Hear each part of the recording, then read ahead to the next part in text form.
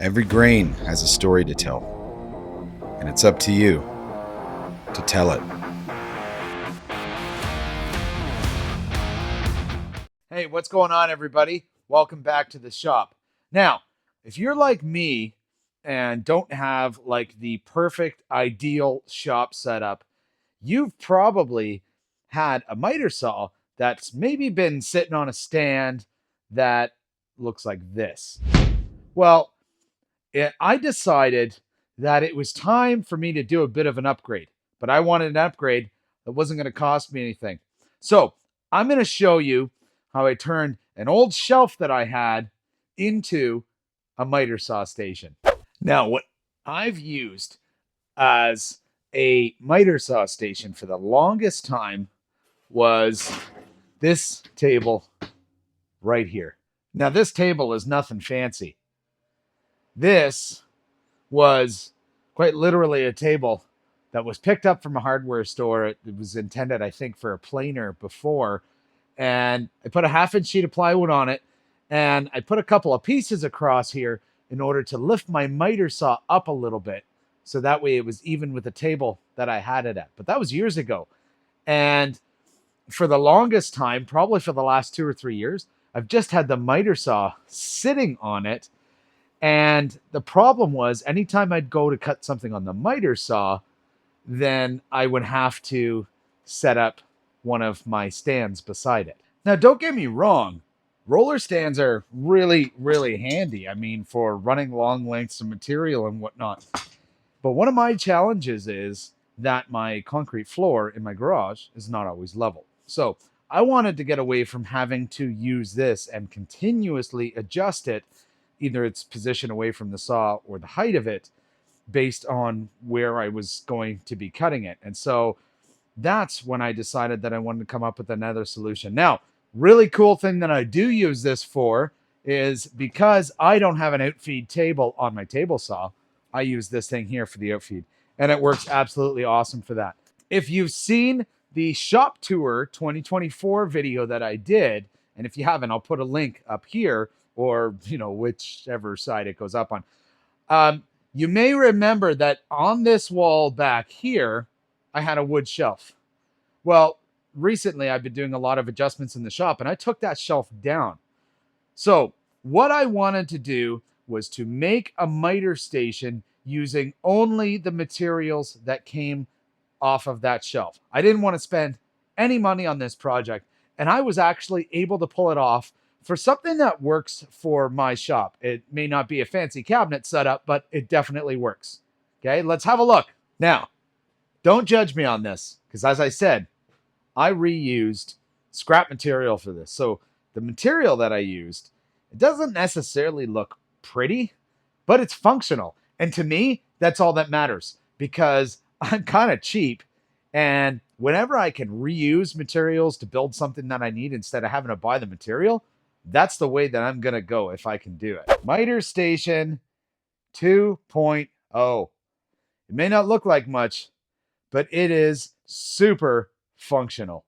Now, the first thing is I have this awesome rigid 12-inch sliding compound miter saw. It's not the best on the market, but what I love about this one is if you look in here at these markings, these wings on the saw, they actually move out.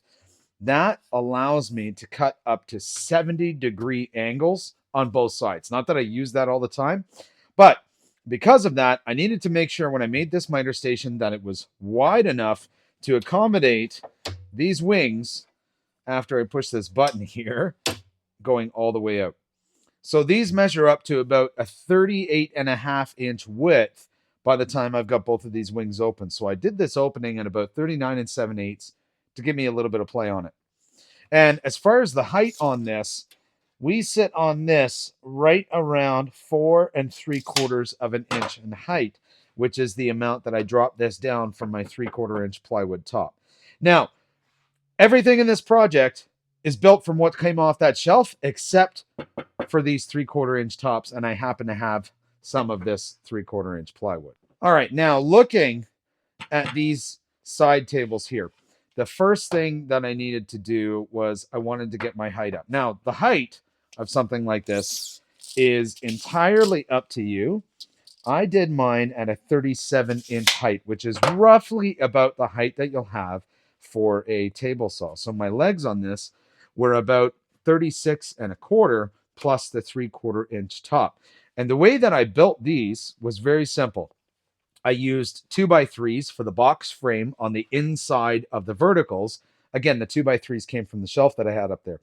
And so once I did the inside box frame, then I simply put the 4 legs at 36 1/4 on each quarter, and then I screwed the box frame into it. That gave me the top.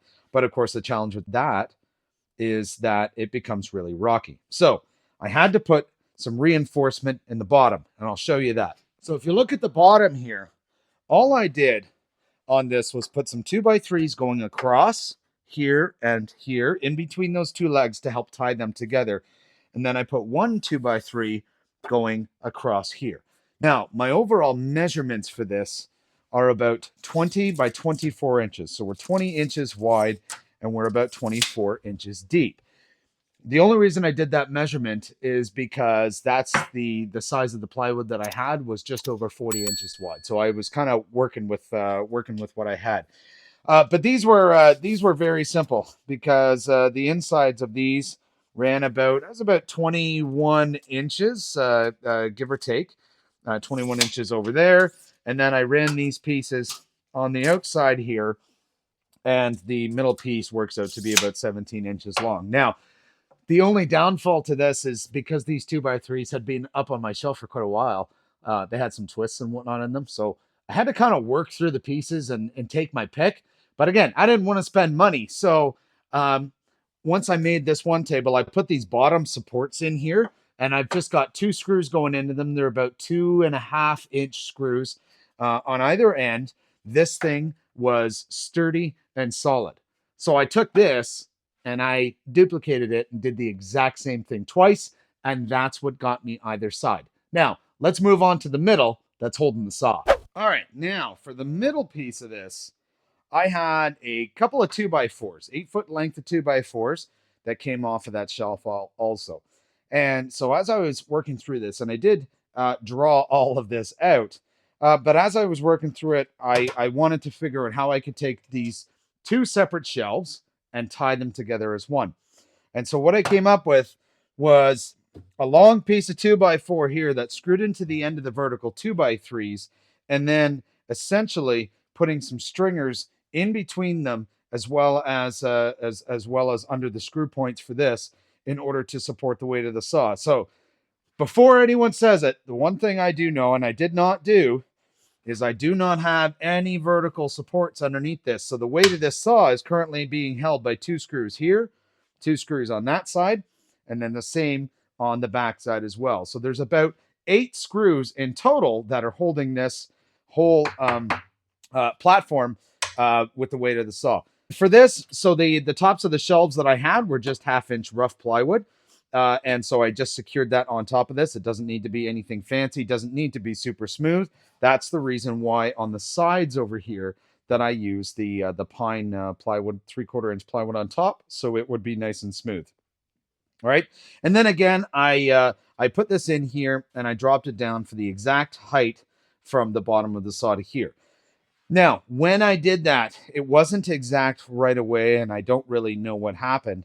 I was about 1/4 of an inch too low from the sides over here. So what I did is I had some of this 1/4 inch MDF. I just put a couple of strips along each side and then put some screws through the top to hold this thing nice and solid. So now it is nice and solid on there and it's not going anywhere.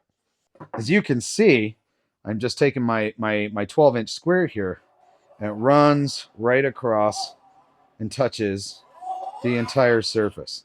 That's beautiful, man. I don't typically use a lot of pieces that are more than 4 feet long. I may cut some of them down, some longer ones, but that's not a big deal. What this does is it gives me 39 inches of cutting surface on either side of the saw. So for me, this works perfect. Now here's where the downfall comes in with a saw just like this one.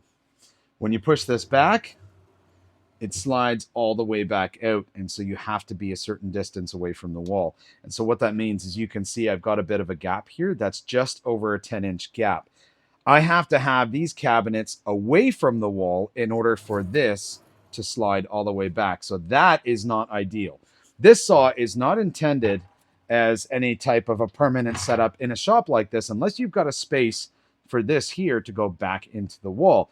And so I'm actually currently looking for another saw that goes back to here and stops. I've been looking at a few different ones. There's the Bosch saw, where it's got the arm brackets that are right here. The Capex I love, but it's pricey. The Makita's got a really good one. It's expensive as well. So any ideas on these saws, let me know. I'm kind of leaning towards the Bosch. I've been told good things, bad things, but you know, who knows? We'll see how it goes. The other thing that I'm going to add on to this miter station is I'm going to add some sort of dust hood that goes around here because these saws kick up a lot of dust. Now, for some reason on this rigid saw, they put like, I think it's a 1 1/4 inch adapter. And I don't know why they made it so small, but it comes down here to the dust chute. So that way it can collect any of the dust. So if you look, you can see that dust chute right here. But it really, like all the stuff from here down, it doesn't capture anything. So it just throws it all over the wall. So I'm going to be creating something for that. But I'm very much looking forward to getting that other saw because then I'll be able to take this cabinet and push it all the way up against the wall. So the other thing that I did for this is you can see I've got a vacuum hose attached to the back of the saw. And right down here and right down here at the bottom, I've got the other end of this vacuum hose that will connect to my dust collector. Now, I wanted to throw this in here too, because I'm not sure if I've actually ever shown this on the channel before, but this is my dust collector. Down at the bottom here, I've got my rigid shop vac. I don't remember what size this is, but it's an absolutely amazing vacuum. It has taken a beating, and it just keeps on kicking, which is awesome. And so I've taken the wheels off of this so that way it can sit on the base. This was a bunch of actually scrap pine material that I had laying around for quite a while. So I just put 4 verticals on it and then put some corner edge reinforcements here, makes it nice and stiff. And then I put some wheels on the bottom of it. I've got this pipe here connected that comes up to the top where I've got my cyclone. Now this is, I think it's a dust stopper cyclone that you can buy at Home Depot or wherever it is. And it's just connected to a 5-gallon bucket. And so that way, whenever I turn this on to collect the dust, it all goes into this cyclone. It fills this 5-gallon bucket. And when it's full, I can simply lift this out. I can then dump it and put another one in. So I actually keep a second 5-gallon bucket. So that way, when this one's done, pop the lid off, put the clean one in, and then I can dump the other one later. This has been a super cool dust collection system. Now, it's a portable one. It rolls around my entire shop, so it can be a little bit of a pain to hook up to all the different tools. So I don't always use it for the little ones, but I definitely use it for all of the big tools. So huge advantage to this.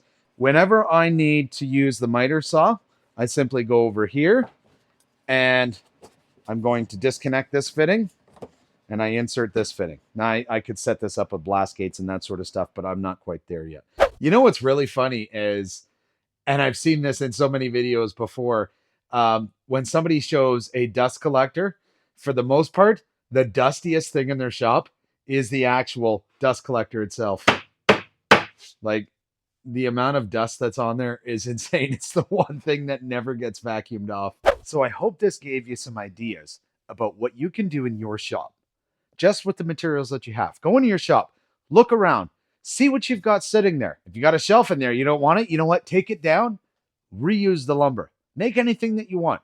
This miter station, after I got everything taken off the shelves, it took me about 2 hours to build using a miter saw, some screws, and you can use a table saw or a circular saw for the plywood. I used a circular saw and a straight edge for it. It was super easy to do, but 2 hours.